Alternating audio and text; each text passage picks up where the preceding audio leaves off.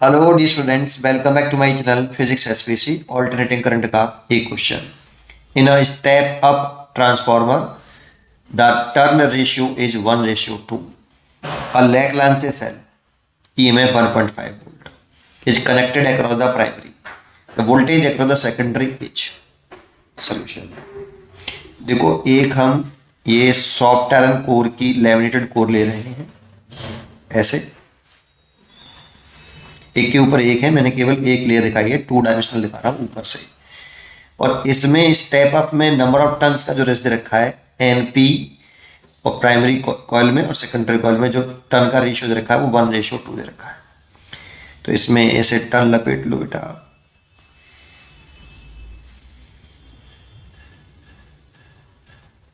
और इसमें सेकेंडरी में ज़्यादा होंगे, प्राइमरी में कम होते हैं और सेकेंडरी में ज़्यादा होंगे। ऐसे इसे लोड रेजिस्टेंस से जोड़ते हैं, और इसको उसने, ये प्राइमरी है और ये सेकेंडरी। इसमें इस क्वेश्चन में उसने DC सोर्स से जोड़ दिया बेटा। इसको लैग्रांज सेल जो होता है, जो लैग्रांज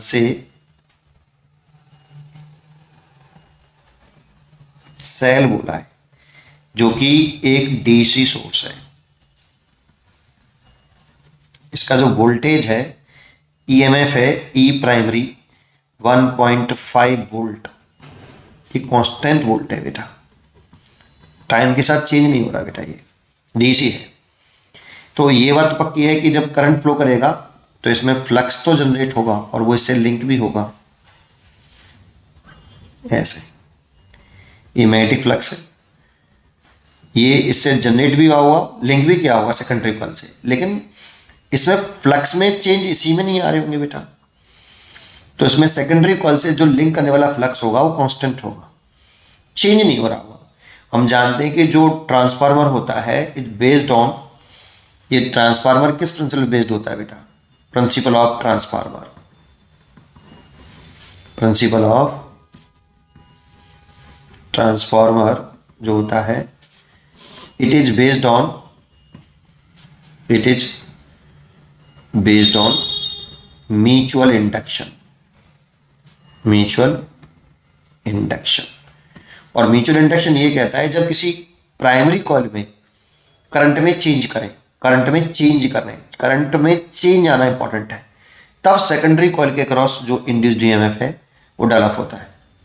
और यहाँ पे तो DC करंट फ्लो करा रहे हैं, करंट कांस्टेंट होती है DC में जो करंट होती है टाइम के साथ, DC करंट IDC, ये कांस्टेंट होती है बेटा।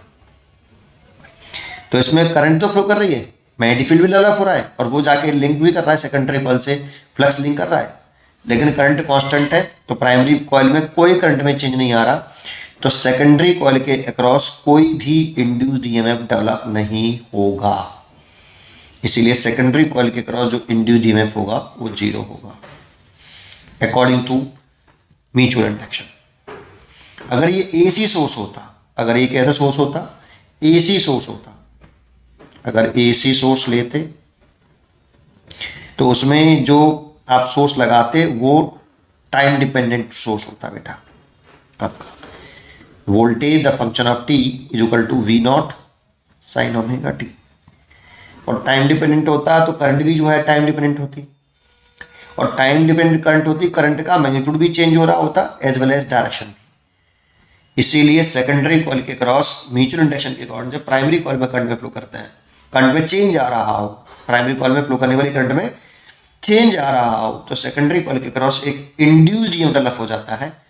तो उसको हम निकाल सकते थे यहाँ पे, और वो रिलेशन होता है ES/EP is equal to NS/NP। बच्चा जानते हो यहाँ पे कितना बढ़िया तरीके से सफाई से यहाँ पर 1.5 रख देते हैं बच्चे EP, और NS/NP लिखते हैं, वो जो है NS/NP वो 2:1 लिख देते हैं, और 2 का मल्टीप्लाई करते हैं तो 3 वोल्ट दिखाई देता है, और टिक कर देते हैं 3 वोल्ट पर। लेकिन बेटा इसको देखिए, ये DC सोर्स दे रखा है इस जगह पर। It is based on mutual induction, और म्यूचुअल इंडक्शन में करंट में चेंज आना जरूरी है प्राइमरी कॉइल में, या वोल्टेज में चेंज आना जरूरी है, तब जाके इंड्यूस डेवलप होगा according to the secondary coil के अक्रॉस। फ्लक्स में चेंज आना जरूरी है। जब फ्लक्स में चेंज आएगा तो फैराडे लॉ के अकॉर्डिंग जब सेकेंडरी कॉइल से लिंक करने वाला फ्लक्स चेंज होगा तब उसके क्रॉस इंडिविजुअल लॉक होगा, है ना। तो ये चीज इंपॉर्टेंट है, इससे नहीं करना। ये केवल एसी सोर्स के लिए वर्क करता है ट्रांसफार्मर, एसी सोर्स होना चाहिए, डीसी के लिए वर्क नहीं करता है। इसीलिए इसका आंसर सी होना चाहिए। पढ़ते रहिए और खुश रहिए।